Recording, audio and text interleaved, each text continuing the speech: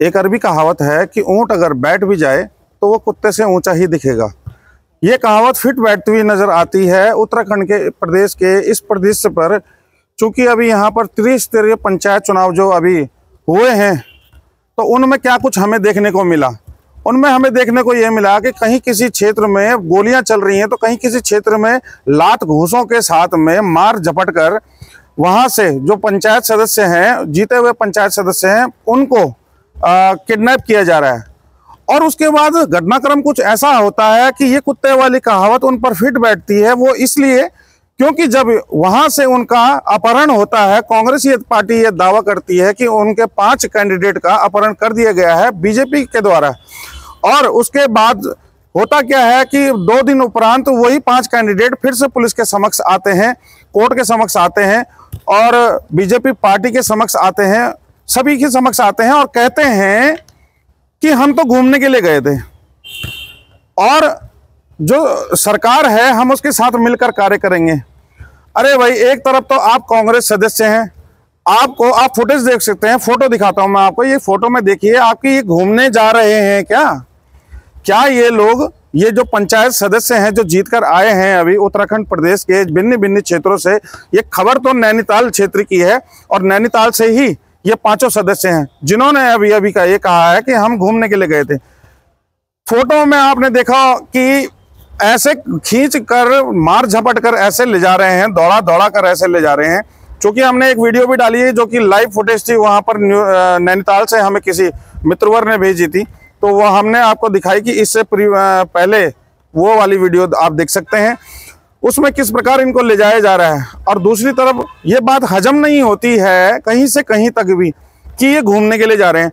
अब शक तो ये होता है, संशय ये खड़ा होता है, सवाल ये खड़ा होता है कि ये कौन ऐसे दोगले चरित्र के लोग हैं, दोगले किस्म के लोग हैं जिनकी बातें दोगली होती हैं।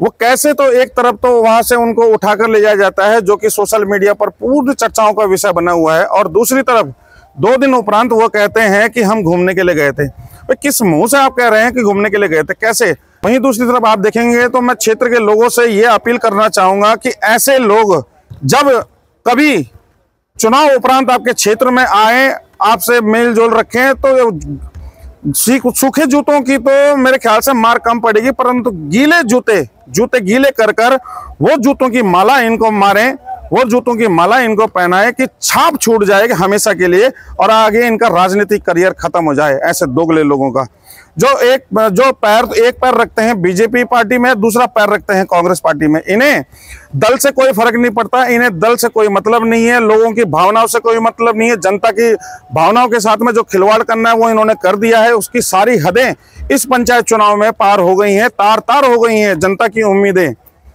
अब जनता को करना यह पड़ेगा कि खुलकर इनका विरोध करना पड़ेगा जब कभी ये क्षेत्र में आए, ताकि ये दोबारा कभी चुनाव में खड़े होने की हिम्मत न करें। और सरकार को ये भी चाहिए, जो जिस पार्टी से ये बिलोंग करते हैं उस पार्टी को ये भी चाहिए कि इनको 6 साल नहीं, आजीवन के लिए बाहर कर देना चाहिए, इन्हें निष्कासित कर देना चाहिए इन्हें, ऐसे कैंडिडेट को। तो पहचाने, चाहे वो कोई सी भी पार्टी हो, चाहे वो बीजेपी है, कांग्रेस है, यूकेडी है, चाहे वो स्वाभिमान मोर्चा ही क्यों नहीं है। हर पार्टी को यही होना चाहिए कि एक तरफ तो उसका कैंडिडेट, आप देखिए ना, एक तरफ तो उसका कैंडिडेट एक पैर रखता है अपनी पार्टी में, और वहीं जब वो चुनाव जीत जाता है उसके बाद जो विपक्षी जो रूलिंग पार्टी होती है वो साम दाम दंड भेद अपनाकर, पैसों का लालच देकर और अन्य भिन्न प्रकार के लालच देकर उनको बरगलाती है, उनका मोह भंग करती है और फिर उनको अपनी तरफ खींचती है, और तब दूसरी पार्टी मुंह ताकती रह जाती है। चाहे वो कोई भी हो दोस्तों, मेरा किसी पार्टी विशेष से कुछ लगाव नहीं है, परंतु मैं जनता के हितों का, जनता की बातों का, जनता के जो उम्मीदें होती हैं, जो उम्मीद लगाकर उन्होंने इस बार आपको वोट दिए थे, उन उम्मीदों पर इन्होंने डाका डाला है और डाका डालने का काम ही किया है। तो जनता से मेरा विनम्र और कठोर अनुरोध है कि इनको जब कभी ये क्षेत्र में आए तो जूतों की माला से इनका स्वागत करें और भीगे हुए जूते ऐसे मारें इनके चेहरे पर, ताकि एक लालिसी छूट जाए और वो जूते का निशान आजीवन रहे इनके कलेजे पर।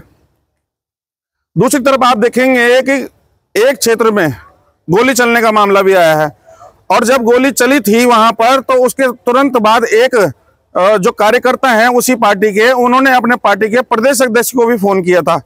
वो कॉल रिकॉर्डिंग भी वायरल हुई है सोशल मीडिया पर, आपने सुनी होगी, जिसमें कि महेंद्र भट्ट ये कहते हैं कि भाई गोली चलती रहती है, गोली चलना आम बात है, इसमें कौन सी बड़ी बात है। अब आप बताइए कि जो रूलिंग पार्टी है, जो बीजेपी पार्टी है, जो सत्ता पे है, सरकार बनाई हुई है, चाहे वो सेंटर में हो, चाहे वो स्टेट में हो, चाहे वो जिले के अंदर हो, चाहे वो क्षेत्र नगर निगम के अंदर हो, कहीं भी हो, सब जगह चारों इंजन इन्हीं के चल रहे हैं। और प्रदेश अध्यक्ष का जो इंजन है वो ये कहता है कि ये एआई से मैनिपुलेट किया गया है।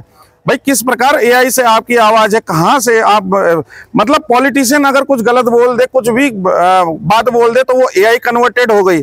और वहीं अगर दूसरी तरफ कोई पब्लिक में ये बोलता, पब्लिक डोमेन की ये बात होती है, पब्लिक में से किसी एक व्यक्ति ने ये कहा होता, तो उसको अभी तक लात घूसे लाठी डंडे भेजकर, पुलिस दल बल भेजकर अभी तक कब की जेल हो जाती। जाहिर सी बात है, कोई और कहता है अभी, या विपक्षी पार्टी का कोई और कहता है तो जेल हो जाती है उसे। परंतु देखिए आप किस प्रकार की बातें कर रहे हैं आप। एक इतनी बड़ी पार्टी के प्रदेश अध्यक्ष, क्या इनकी मानसिकता है, क्या इनके दिल में है, भाव है, क्या बात कर रहे हैं, ये कुछ समझ में नहीं आता है। न इनके समझ में आता है और न अब पब्लिक के समझ में आता है कि क्या सोचकर, क्या खाकर इन्होंने ये बात बोल दी है। कैसी विचारधारा के लोग हैं, कौन सी विचारधारा में ये चल रहे हैं, कैसी विचारधारा से ये पार्टी का अनुशासनात्मक कार्रवाई करेंगे, ये संचालन करेंगे, तो सोचना पड़ेगा। ये बहुत गंभीर विषय है, जो कि इस बार पंचायत चुनाव में देखने को मिला, आज तक इतिहास में कभी देखने को नहीं मिला। आज तक कभी इतिहास में वो ये चीजें देखने को नहीं मिली कि जहां गोलियां चल रही हैं, लात घुसे चल रहे हैं, किडनैपिंग हो रही है और खरीद फरोख्त हो रही है, खुले तौर पर खरीद फरोख्त हो रही है, खुले तौर पर। तो जनता को जागरूक होना पड़ेगा। अगर प्रथम पक्ष कुछ नहीं करता तो दूसरा पक्ष, और दूसरा पक्ष कुछ नहीं करता तो तीसरा पक्ष खड़ा कीजिए, तीसरे पक्ष को वोट, तीसरे पक्ष की ओर रुझान दीजिए, ताकि इन दोनों पक्षों को समझ में आए। और दो पक्ष हैं कौन, ये उत्तराखंड प्रदेश के अंदर तो लगता कभी कभी ऐसे ही है कि बीजेपी ही कांग्रेस है और कांग्रेस ही बीजेपी है। आप देखिए कि जिस प्रकार नेता चुनाव तो कांग्रेस से लड़ता है, लेकिन जीतने के बाद बीजेपी में शामिल हो जाता है। वहीं स्टैंड दूसरा भी होता है कि बीजेपी से जीतता है, कांग्रेस में शामिल हो जाता है। तो ये दल बदल ऐसा चलता रहता है। और पार्टियों से भी अनुरोध कि जो नेता जीत कर दल बदल करता है उसको हमेशा के लिए निष्कासित कर दो।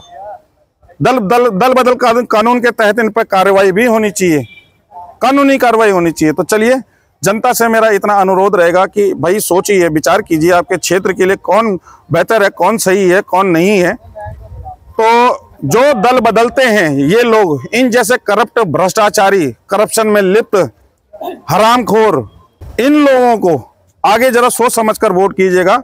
और जब कभी आपके क्षेत्र में आए तो बहुत अच्छे से इनका स्वागत कीजिएगा। चलिए, फिलहाल के लिए इतना, मिलेंगे फिर अगली वीडियो में।